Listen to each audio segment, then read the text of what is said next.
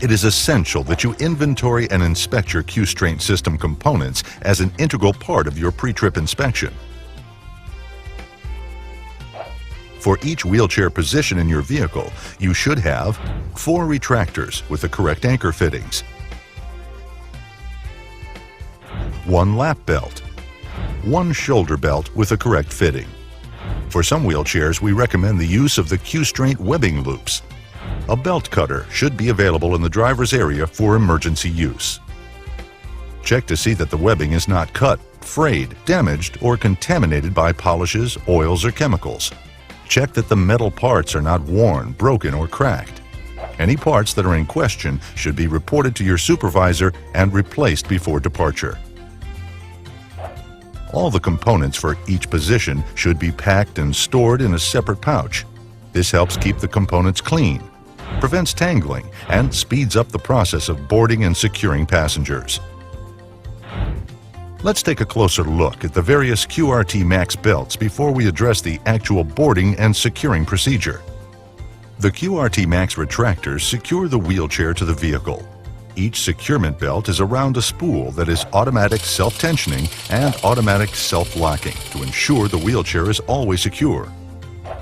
The automatic feature continues to take up any slack in the belt and locks the belt with appropriate tension. There is a pin connector on each retractor. This is for attaching the lap belts.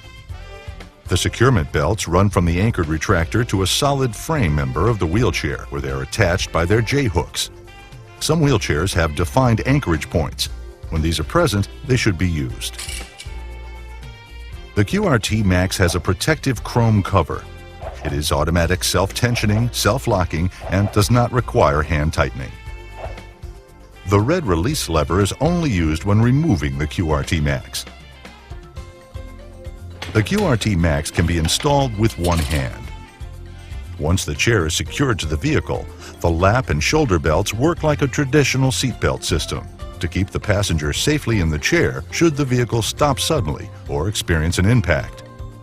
Other lap-shoulder belt combinations will follow. The webbing of the lap belts is stiffened to assist in threading them around the passenger and through the chair. One end of each belt attaches to pin connectors on the rear retractors.